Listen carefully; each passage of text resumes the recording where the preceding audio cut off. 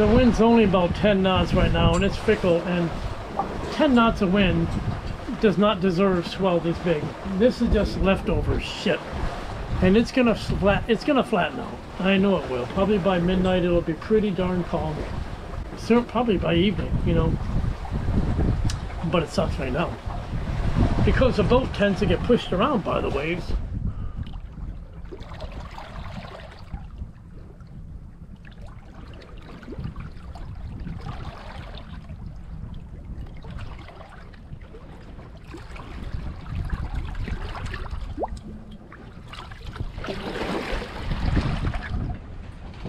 Okay, and so it's almost sunset on Tuesday.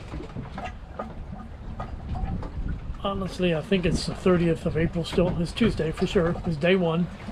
Sunset coming up in about 30 minutes. Sun's going down now. I'm in what we call the Marquesas. I'm looking at Key West in my rearview mirror. The white buildings on the horizon back there are very hard to see, but they're there. That's Key West. And I didn't go ashore, although the wind really lightened up, and I thought about anchoring there just to spend the night. Because at one point, around 3 p.m., the forecast said it was going to be, I mean, dead calm, not a breath of air moving until tomorrow afternoon. I thought, well, if that's to be the case, I'll just stop in Key West. At least I still have a cell signal and all that, you know, and just anchor at Wisteria Island for a day, and then head back out on Wednesday. And that's fine. It still would be a head start on where I would have been if I left on Wednesday for Marathon. Okay, good morning. It's 7 o'clock on day 2, 7 a.m. that is. I'm making hot water for tea right now. So that's why I'm actually inside the cabin, because Agatha's got control. She's doing great right now. The wind is northeast, which is weird. I didn't expect that. And I'm running straight west right now. So real quick, I'll plug the camera, show you what we're doing. I'm going to use a chart plotter, I think, to show you.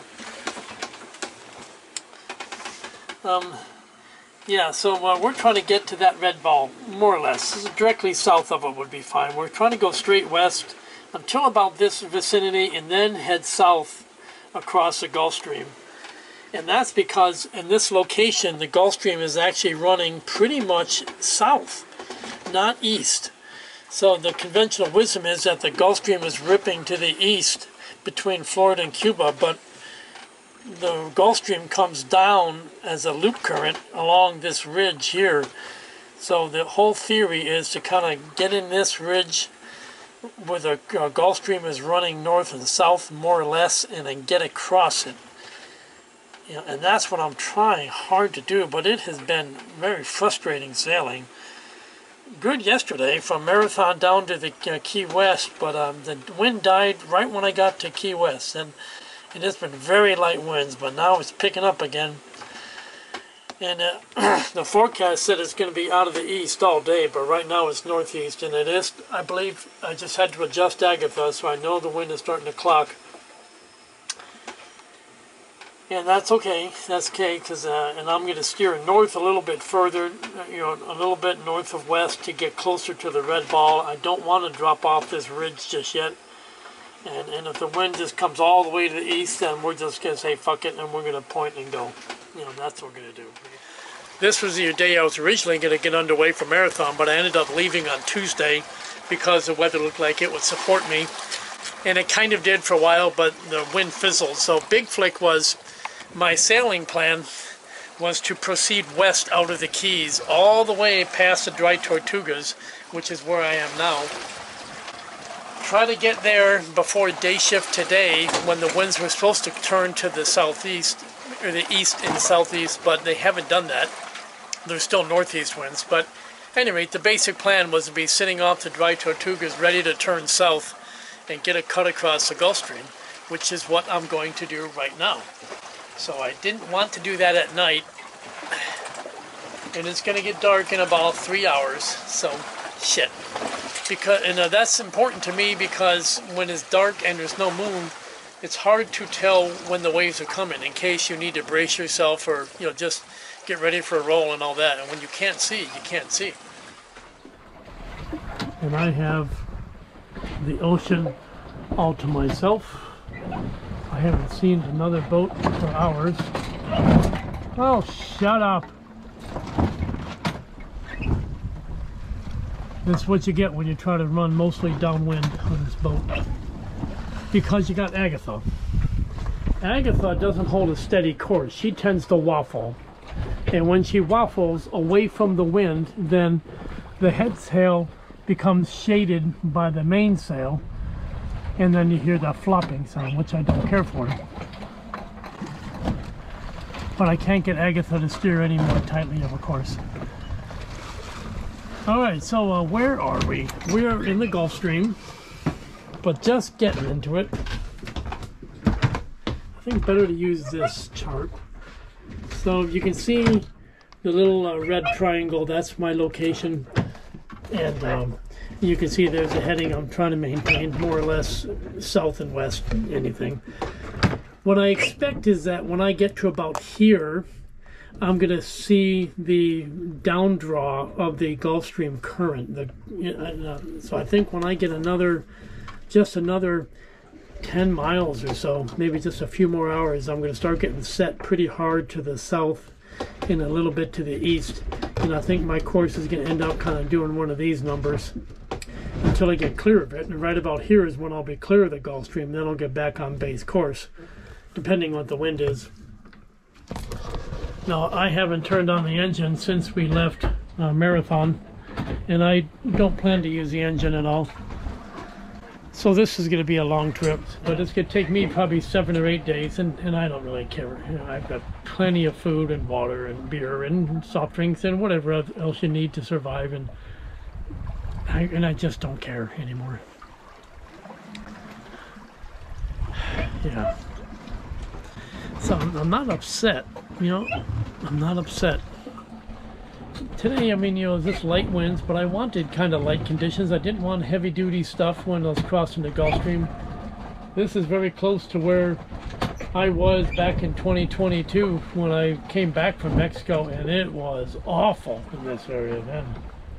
I lost the mainsail, I lost the staysail, I lost the Genoa halyard, oh my god, and I just had a really, really rough couple of days sitting out here. Okay, as I get ready for night shift, I flick on my night lights. That gets the little red lights in the cabin so I can see where I'm going at night.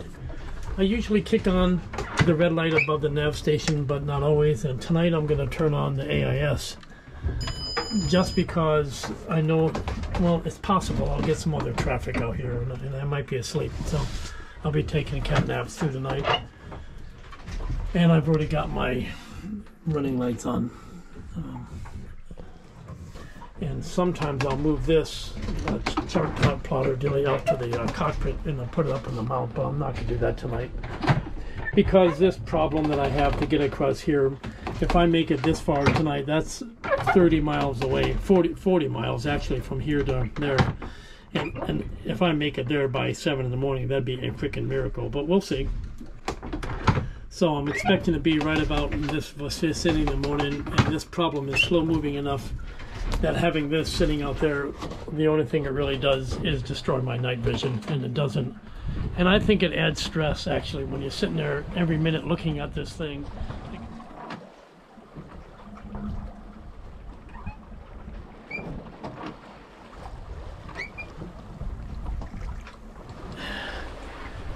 Yeah, so I was just trying to take a video of the photoluminescent algae in the water. We're really cooking along here, go pretty quickly, which is good. And it's really agitating these algae, and they glow green. So it's, I'm sure most of you have seen that before, but it's something that I never get tired of looking at. I remember scuba diving in the Marshall Islands where you could follow your dive buddy at night with no lights just by following the algae that your dive buddy kicks up. Pretty cool.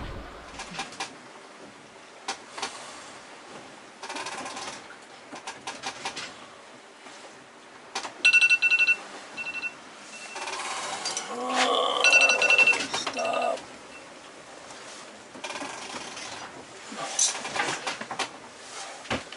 Almost 6 o'clock. Time's about 6:30 in the morning, and I saw visually, I didn't have the AIS on, but you can see there's a ship right there. So I select that ship, and it's some vessel called the Cameron Respect, blah blah blah. The CPA is going to be 2.5 miles and 30 minutes. She's going 13 knots, and she's heading just, course 106, so pretty much heading east. So crossing the bow is what she's going to be doing.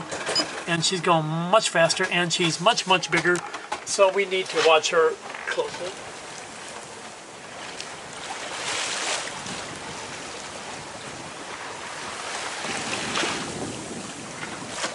So our position is right about there. You can see it's in the center of the Florida Strait. More or less, it shows me pointing straight south right now, but we're kind of wiggling around. Actually, we're making a course good. That's a little south of west, or correction, west of south, you can see. Okay, so what I noticed is that Agatha was not vertical, and she's moving around, and it's because the whole lower support is popped out of the bracket. And I'm talking about how am I gonna, just gonna have another one good day, and now the fucking Hydrovane breaks. And that changes everything for me. I can't fucking steer 24/7.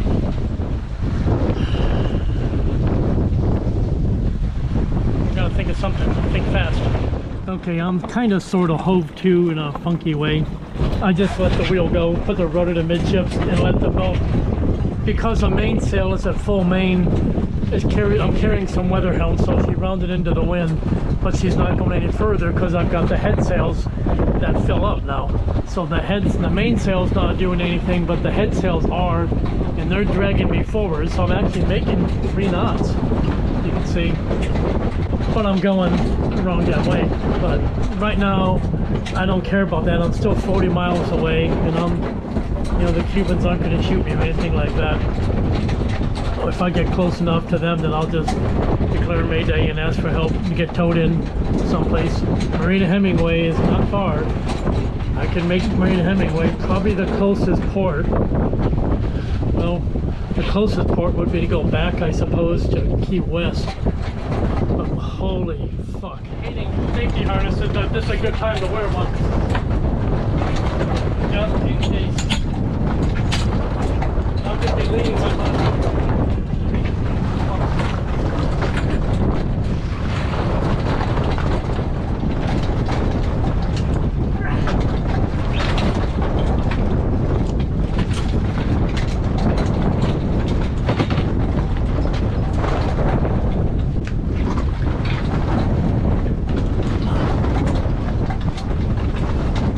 And I'm interested in seeing if the rudder is still trying to turn a lot. I can put a pin in here and hold the rudder in a midships position, but I think already I've reduced a lot of the force on this thing. Sargassum. The worst thing if that loaded up with sargassum, that would be bad. So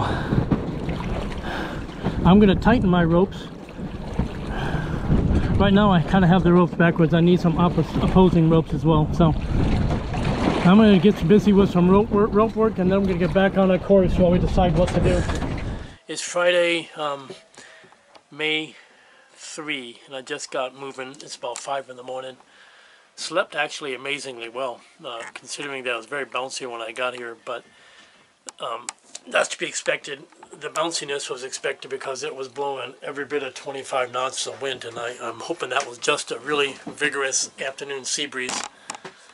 Because right now the forecast said it was going to be just 10 to 15, so I was very surprised by how strong the wind got yesterday. So my location is right here, that little red ball. I'm just using ink on my chart. This is the same chart I've been using for years. I left Marathon, went down to the Key West, went through the Marquesas, out to the Tortugas, and had some slow, becalmed weather there, but finally made my turn south and really ripped across until I got to about here. And when I got closer to the Cuban shore, the swell became borderline unmanageable. And it doesn't help that right around in here, it was after the 6 o'clock fix, somewhere in this vicinity, right about there, is where I lost my Hydrovane, and I couldn't, and I had to self-steer the rest of the way. And when you have to start self-steering, that's bad enough. And then when you get to self-steering and you can't, and you get into these big swells and the boat rises to the top of a swell, and it'll just twist or run down, and so you can't, even if you balance the sails, you know, that's done with. Okay, and I'm sorry for the music, but so once you get into heavy swell, even if you have electronic auto helm, a lot of that just goes out the window, and you got to be at the wheel. So for this guy who sails alone, staying out of heavy swell is absolutely critical. And that's what I ended up with yesterday. Some way to try to control the lower end of that, because I still have that plastic rudder is quite heavy. Now, some of the swells I was in yesterday were so damn big, they're like fucking mountains, and they were such that thing was separately pitching. You know, this thing, it pivots right here on that little axle, and I was afraid of some kind of torsional side breaking this cast aluminum fitting, in which case I would really be hosed. I mean, I'd be hosed then. If that was the case, I guess I would just unbolt it and throw the whole fucking thing in the water. But it didn't break, and it moves like this. You know, and you can see the rudder down there. It's kind of self-tailing. It would track. You know, it wasn't ever trying to put a left rudder on me or anything like that. But what would happen was during some of the swells, it would actually, at one point, it actually rolled under and hit my main rudder. And I'm going, holy fuck. And at that point, I'm actually losing the ability to control the boat. So I called the Geo service. So the Iridium Go provides the SOS feature through Geos, but you can call them direct without declaring an SOS. And I called them and asked them to contact the Cuban MRCC, and they did. And they said, yes, you have permission to enter. So I entered, and I put up the quarantine flag, as you saw. It's up there, the yellow flag. And I'm not allowed to go ashore, of course. I mean, there's no place to land except at that little village, but I don't think there's any groceries here. I mean, I would love to go ashore just to visit with some of these fishermen, but can't do that. This place is beautiful. I mean, just coming in last night, I was struck by how clean the water looked. Right now, I can see the bottom, and I'm in about 10 feet of water. I see seagrass beds down there. So I'm anchoring in sand and seagrass, which is good anchoring. And I mean, it was really ripping when I came in yesterday, and I didn't have any question about, you know, anchor dragging. So that wasn't good. I slept like a baby. I just cleaned. Okay. I have not yet installed the upper unit. I'll tell you that right now. You see the pile of, you know, tools that I had to rinse out because they were in the salt water. Just general purpose lines, pile of junk, my shoes, all this stuff. That's the leftover carnage from the job. But I have it installed, and it went all the way in, and I torqued those fucking bolts on that as tightly as I could. The top forward one on the back bracket, that was loose. Also, this one here I had to loosen to allow me to move it because the pole had settled downward about 1/8 of an inch, and because the bottom strut is at an angle, you need to lower it. I guess I had to raise it to get it to start feeding in, and then continue to lower as I kept feeding it in. And I was pounding with the hammer on the backside to drive it in, but I had to lower it. But I couldn't raise it by hand, so I had to rig up. I put one of my famous quadruple running hitches on the vertical pole here, down there, and then I raised it up, and I set up like a softener, like a pulley here, to allow me to send the line to the winch and use the winch handle to crank it up. And then I tie the other end of that line here, which I can manage from the dinghy. And it sounds so easy, but god damn, that was hard. And you see, it looks like a beautiful flat day, but I'll tell you, your dinghy is going to bounce around and stuff like that, differently than the sailboat bounces around, so they don't bounce together. We're still hugging the coast of Cuba, staying around the 20-meter line, 60 feet depth. less than, I'm trying to definitely stay under the 500 meter line. And they're pretty close together. This is a very steep shore. You get out in the deep water and the swell was really, really bad. And if I get in the shallow water close to this edge, then the current is helping me. It's adding at least 1 knot to my speed. I'm cooking along here. My speed through the water, I think, is about 5, and I'm showing 6.2, 6.5 here. Pretty darn good. Agatha's been doing great since I could put her back together. Let me show you where we're at.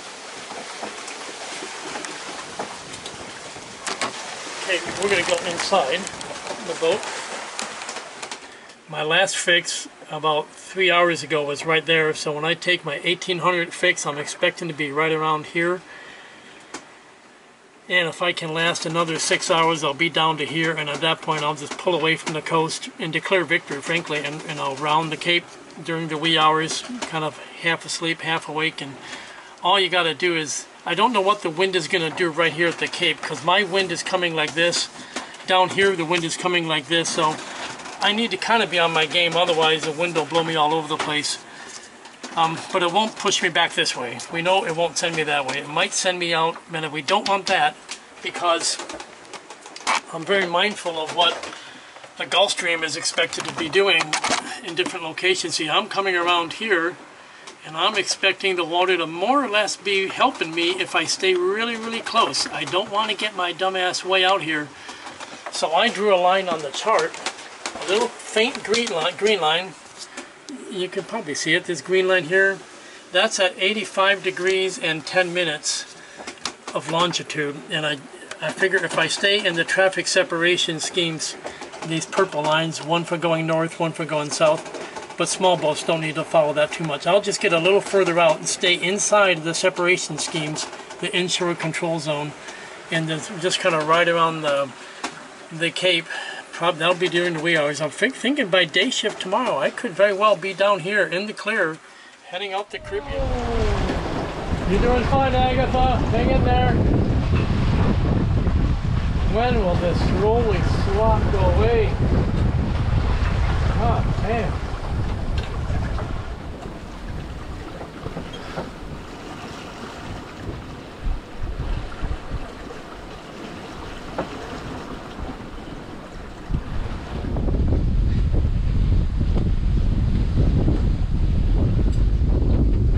Would be in the house there, and you notice the depth sounder is off because the goddamn thing went tits up on me. So, I'm keeping the chart plotter at the helm until I get around Cabo de San Antonio, and once I get out of here, I'm going straight south in the Caribbean, and I don't need chart plotter or depth sounders or anything, but I would like to have a depth sounder because I'm going to enter this Gulf.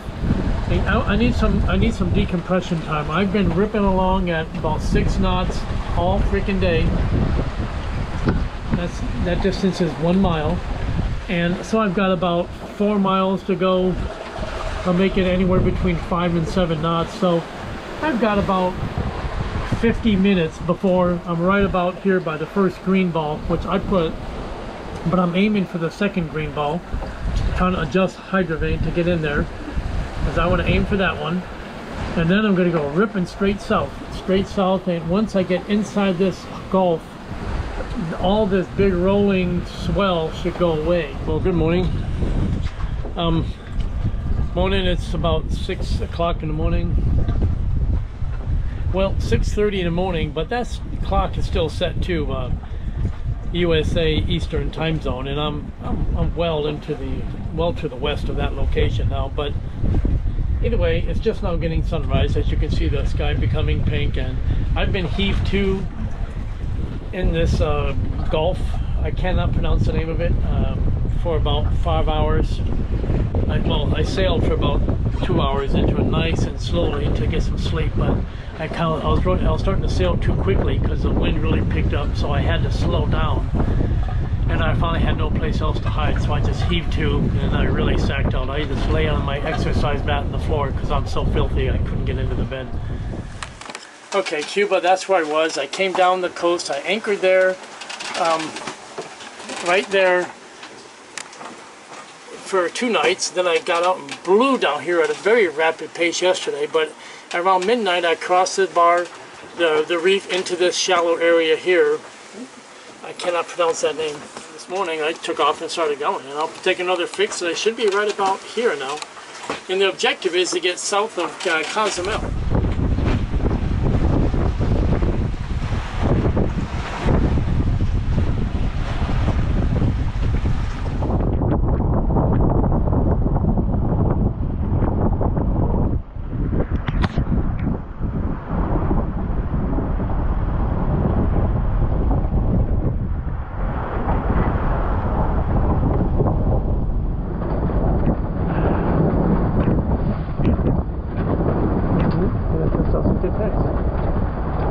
Take action. I gotta be there.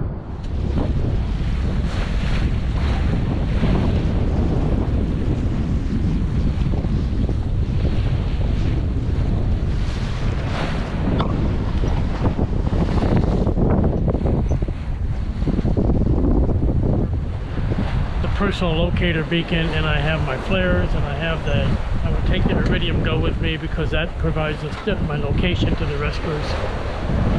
So, and the problem is the rudder. The main rudder is fucking, I hear it vibrating like crazy. Every time the boat heaves through the water, as you see me doing, because you see the swell. I don't know if you can or not, but this shit here, it makes the boat rise up. And then we drop down, and then here comes the other one, and we're gonna rise up again and down again.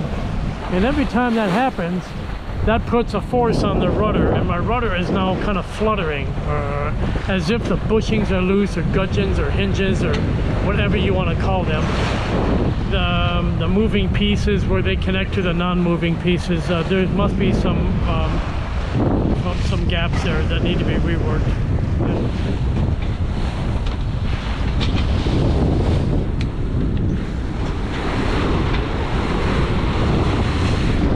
A pretty good sail. I like it. Very, very happy with the sail. And they made this. They made the head sail or the staysail as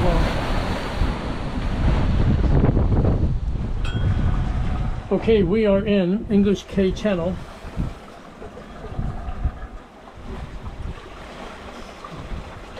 So I came down from the Cuba direction. There's Mexico, where I spent a year or so back in 2021, and that was nothing particularly awful, just the swell, the roly-poly, roly stuff.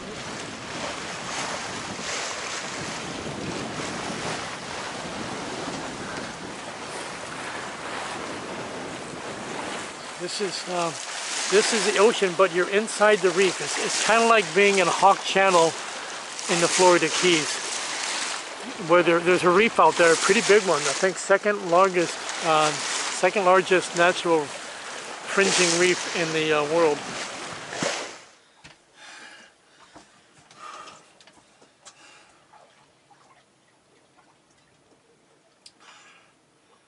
I think that was 12 damn days. Maybe, I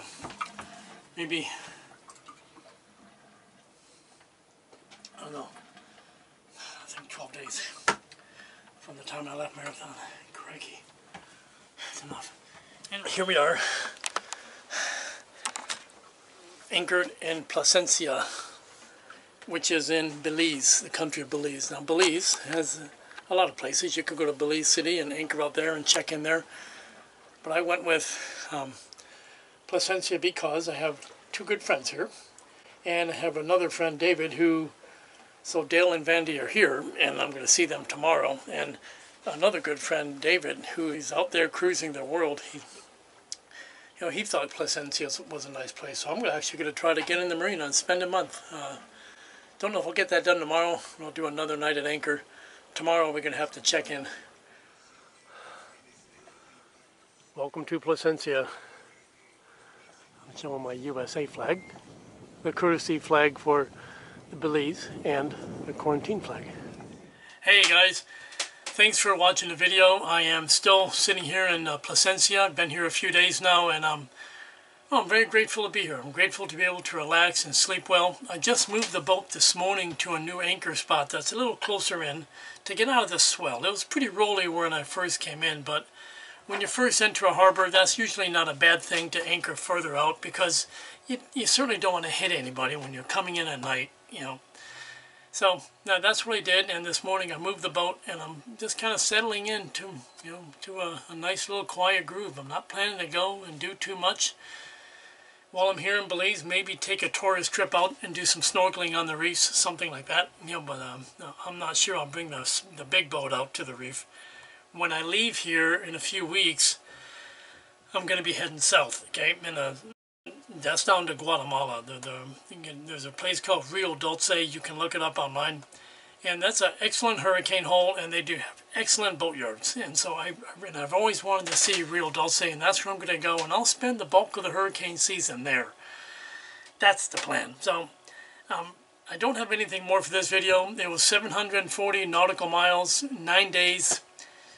I ran the diesel for 77 minutes, as I said, you know, and nobody died. So grateful as always for freedom and good health. And guys, I wish you all the best, and I'll see you on the next one. Bye-bye.